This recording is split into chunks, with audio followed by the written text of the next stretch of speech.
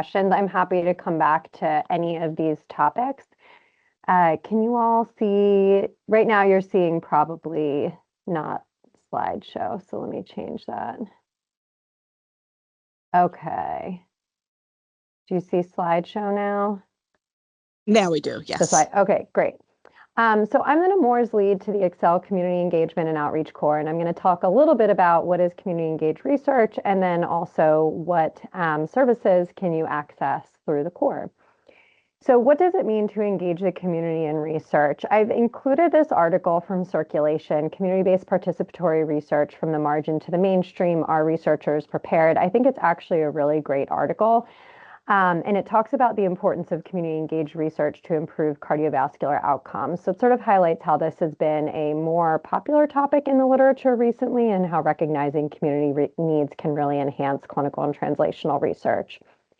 And the goal is that regardless of where you are on the translational research continuum, that the core feels that in some way it can help your research. It can also help communities. So really this bidirectional exchange when you engage in communities with research. So what is community engagement?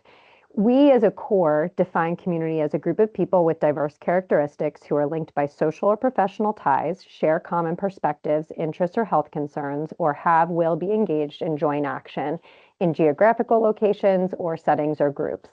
So when you think about community, it can mean a lot of different things. It doesn't necessarily mean a geographic region or a specific neighborhood. It can be a community of people who are impacted by a certain disease. There can be diversity-based factors that are associated with that, but diversity can also mean a lot of things as well. So it's a really flexible definition that we're hoping lots of different types of researchers can apply to their research. And then community engagement specifically, as the CDC defines, is the process of working collaboratively with groups of people who are affiliated by geographic proximity, special interests, or similar situations with respect to issues affecting their well-being. Community engaged research is a very specific sort of niche within this, where research responds to the voice and needs of community. It incorporates community voice throughout the research process, so from project planning through dissemination. It represents mutual benefit and partnership.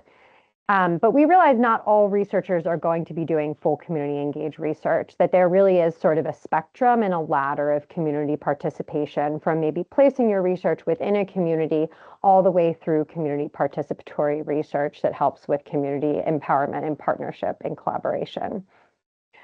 So these are some examples of community's role within each stage of research. So first, in identifying stakeholders, maybe you want to include community partners. In defining the research question, maybe we want to make sure that's generated by the community or developed in partnership with the community. So you can sort of see that as you go out through the research process, there are potentially opportunities for engaging with the community through each of these steps. So really the core principles are co-learning, mutual trust, commitment, shared power, and data drives action, going back to this saying, nothing about us without us.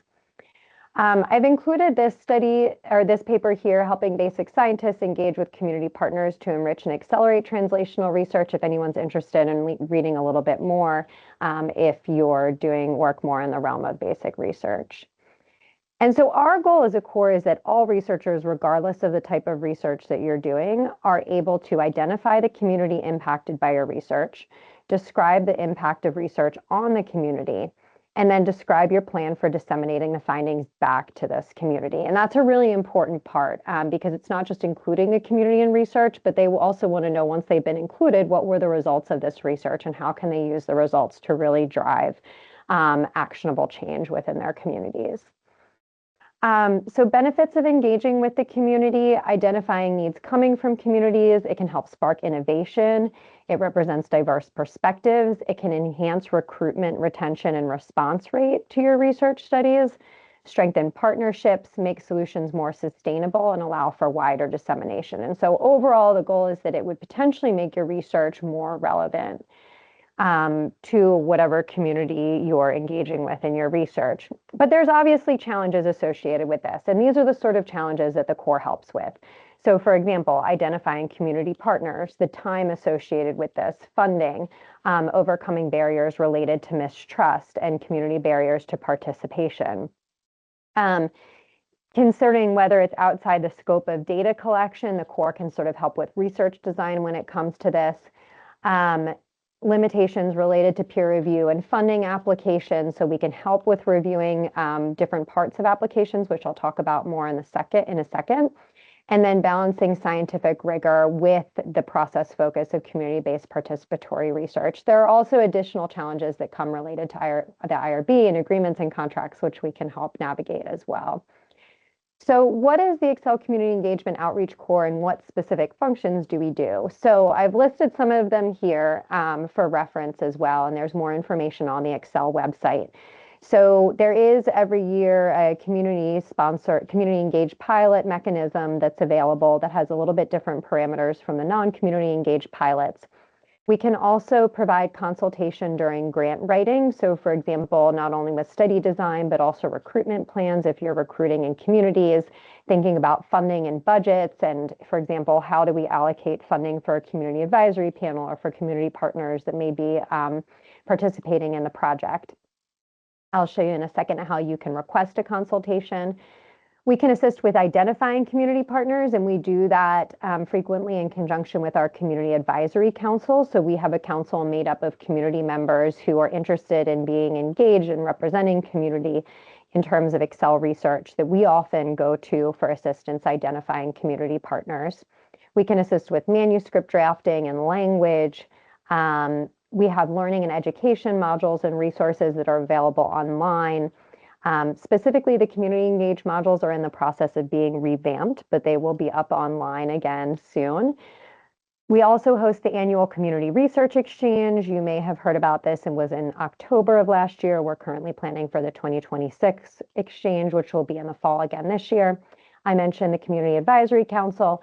And we also have overlap with the ACCEL Practice-Based Research Network, if any of you are involved, where really the community in this sense is a community of clinical but opportunities through community engagement projects and funding through the PBRN as well.